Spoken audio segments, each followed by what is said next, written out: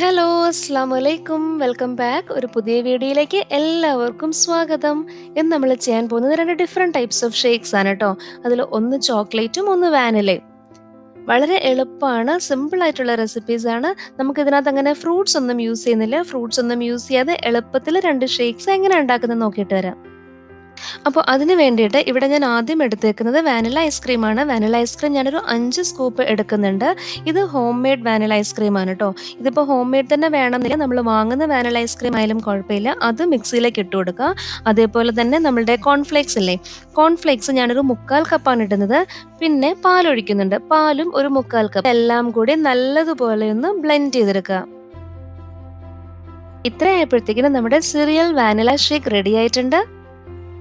ഇനി ഈ ഐസ്ക്രീം ഇത്രയും ക്വാണ്ടിറ്റി അവൈലബിൾ അല്ല എന്നുണ്ടെങ്കിൽ നമുക്ക് 5 സ്കൂപ്സിന് പകരം 3 സ്കൂപ്സ് ഇടാം. ആ ഒരു ഷേക്കിന് അത്രയും ആ ഒരു തിക്നെസ് കിട്ടത്തില്ലെന്നേ ഉള്ളൂ, പക്ഷെങ്കിൽ ടേസ്റ്റ് ഒക്കെ സെയിം ആയിരിക്കും.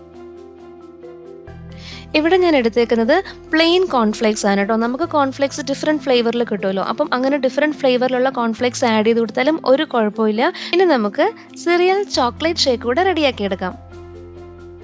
അതിന് വേണ്ടിയിട്ട് ചോക്ലേറ്റ് ഐസ്ക്രീം എടുക്കുക. ഇതും നമ്മുടെ ഹോം മെയ്ഡ് ചോക്ലേറ്റ് ഐസ്ക്രീമാണ്.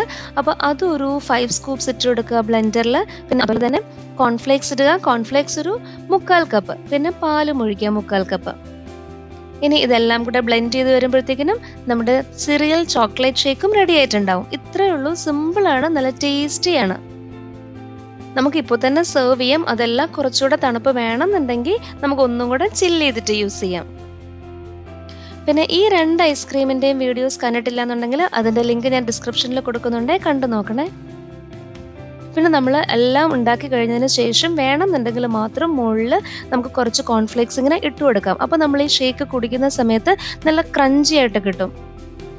ഇന്നത്തെ സിമ്പിൾ ആൻഡ് യമ്മി ആയിട്ടുള്ള ഷേക്കിൻ്റെ വീഡിയോ ഇഷ്ടമായിട്ടുണ്ടെങ്കിൽ വീഡിയോ ലൈക്ക് ചെയ്യാനും അതുപോലെ തന്നെ കമൻറ്റ് അറിയിക്കാനും മറക്കല്ലേ. പിന്നെ നമ്മുടെ ചാനൽ ഫസ്റ്റ് ടൈമാണ് കാണുന്നതെങ്കിലും പിന്നെ ഇതുവരെ സബ്സ്ക്രൈബ് ചെയ്തിട്ടില്ല എന്നുണ്ടെങ്കിലും ഒന്ന് സബ്സ്ക്രൈബും കൂടെ ചെയ്തോളൂ കേട്ടോ.